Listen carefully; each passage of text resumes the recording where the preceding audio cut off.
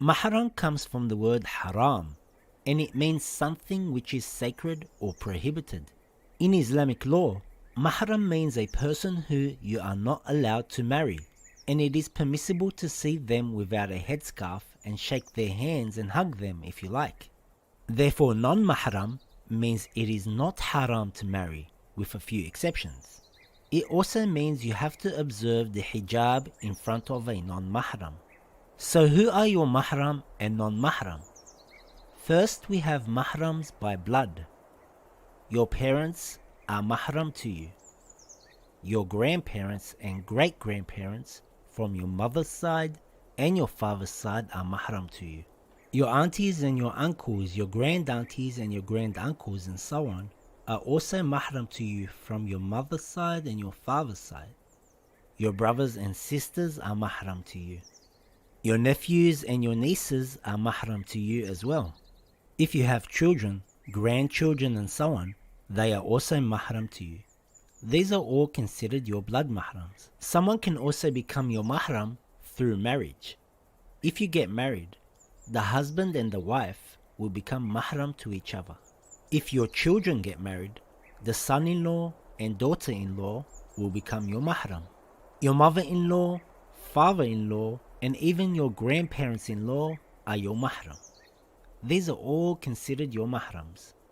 As for non-mahrams, if you are a female, your male cousins are not mahram to you from both sides of the family. Your auntie's husband is not mahram to you from both sides of the family as well. Your brother-in-law is not your mahram, and the same goes for your brother-in-law through marriage. These are considered your non-mahrams, and hijab must be observed. If you are a female, then other females are mahram to you too.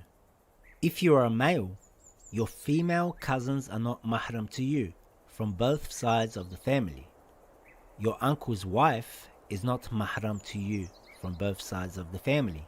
Your sister-in-law is not your mahram, and the same goes for your sister-in-law through marriage. They are considered your non-mahrams.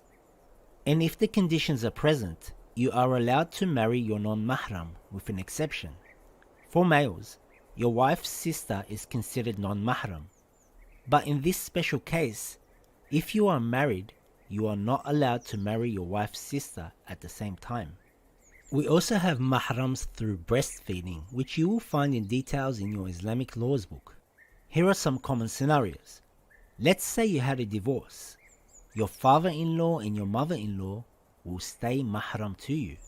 If your father or mother have a divorce and get married again, his new wife and her new husband are mahram to you. And if they get divorced, they stay mahram to you. If you were divorced and got remarried, and you both have kids from other divorced spouses, the kids will become mahram to both of you. But the female and the male kids will not be mahram to each other. So that means hijab must be observed between male and female kids when they reach the age of Islamic maturity.